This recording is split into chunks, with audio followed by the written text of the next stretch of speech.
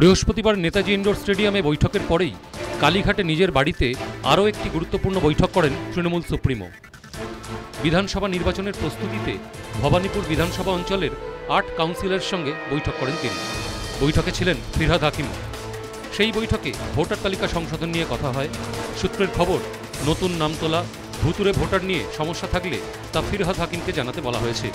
ফিরহাদ হাকিম 15ই মার্চের মধ্যে রিপোর্ট তুলে দেবেন মমতা বন্দ্যোপাধ্যায়ের হাতে।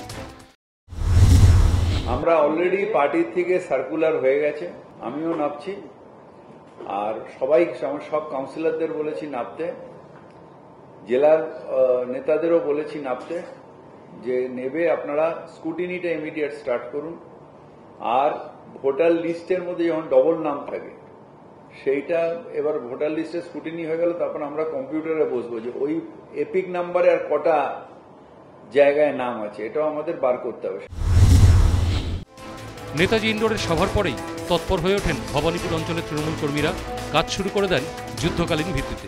বৃহস্পতিবার নেতাজি ইন্ডোর স্টেডিয়ামে দলের সর্বস্তরের নেতা কর্মীদের নিয়ে সাংগঠনিক বৈঠক করেছেন তৃণমূল সুপ্রিমো মমতা বন্দ্যোপাধ্যায়, এবং সেই বৈঠক থেকে একগুচ্ছ নির্দেশও দিয়েছেন তিনি দলের নেতা কর্মীদের উদ্দেশ্যে। এবং তারপরে নিজের বিধানসভা এলাকা অর্থাৎ ভবানীপুর বিধানসভায় ভুতুরে ভোটার ধরতে একেবারে নিজেই মাঠে নেমে পড়লেন দলনেত্রী মমতা বন্দ্যোপাধ্যায়।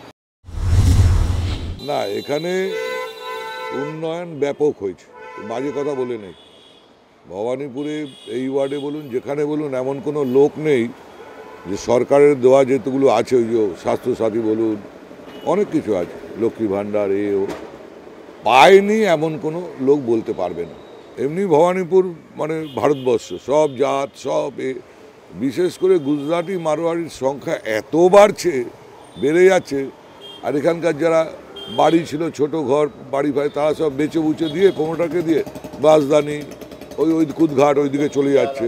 আর এগুলো সব ফ্ল্যাট বাড়ি হচ্ছে, সব গুজরাটি মারোয়াড়ি, কিন্তু ওদের সংখ্যাটা বাড়ছে, সেই হিসাবে একটু ভোটার ওদের ওই হিসাবেই বাড়ে। কিন্তু মমতা বন্দ্যোপাধ্যায় জেতা নিয়ে কোনো সংশয় নেই, মার্জিন নিয়ে সংশয় আছে। কাল থেকেই আমাদের লোক, দলের লোক বলুন, বলুন, কাল থেকেই আমরা কাজে নেমে পড়েছি ভোটার লিস্টের জন্য। কাল সকালবেলা মিটিং হয়েছে, 2টোয় শেষ হয়েছে, সন্ধ্যে 6টা থেকে আমাদের কাজ শুরু হয়ে গেছে। কোর কমিটিও হয়েছে, সেখানে আমরা জানাবো সব। আমরা একদম সজাগ, অতন্দ প্রহরী হয়ে গেছি গতকাল সন্ধ্যে 6টা থেকে। আমরাও 7 দিনের মধ্যে রিপোর্ট পেয়ে যাবো আমাদের ওয়ার্ডে কোথায় কি হচ্ছে। রিপোর্ট আমরা কোর কমিটিকে জানিয়ে দেবো। এই মুহূর্তে কালকে রাত্রি থেকে শুরু করেছি, তো এই মুহূর্তে এখনও কিছু পড়েনি আমাদের। হয়তো আগামী দিন যদি পড়ে বা সেগুলো যদি পড়ে, আমরা নিশ্চয়ই আমাদের হায়ার অথরিটিকে জানাবো, তারপরে তারা সিদ্ধান্ত নেবেন কী করবেন।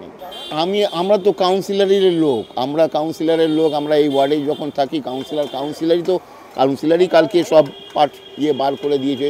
কাউন্সিলর নিজের ওয়ার্ডে দেখতে হয়, এই কোথায় জল, কোথায় ড্রেনেজ, কোথায় এগুলো তো করছেন উনি, ওনার কাজ করছেন। তাছাড়া আমাদের যেগুলো কাজ সেগুলো আমরা করছি, আমরা নির্দেশ অনুযায়ী আমরা আমাদের কাজে নেব। 2021 সালে ভবানীপুর কেন্দ্র ছেড়ে নন্দীগ্রামে ভোটে লড়াই করেন মমতা বন্দ্যোপাধ্যায়, কিন্তু শুভেন্দু অধিকারীর কাছে তিনি পরাজিত হন। পরবর্তী সময়ে ভবানীপুরে উপনির্বাচন থেকে তিনি জয়ী হন। এবারে কি সেই কারণেই বাড়তি সতর্ক তৃণমূল নেত্রী?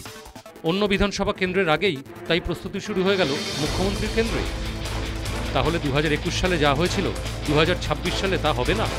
আন্দোলনের ধাত্রীভূমি নন্দীগ্রামে আর প্রার্থী হবেন না মমতা বন্দ্যোপাধ্যায়?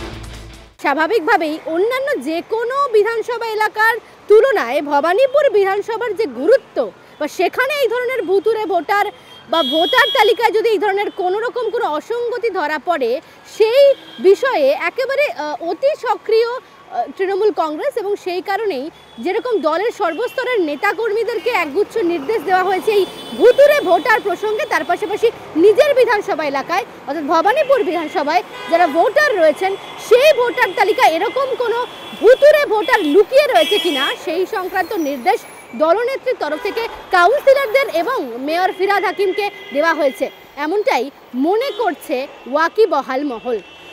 ক্যামেরায় স্বপন দাসের সঙ্গে মৌমিতা মিত্র, নিউজ টাইম, কলকাতা।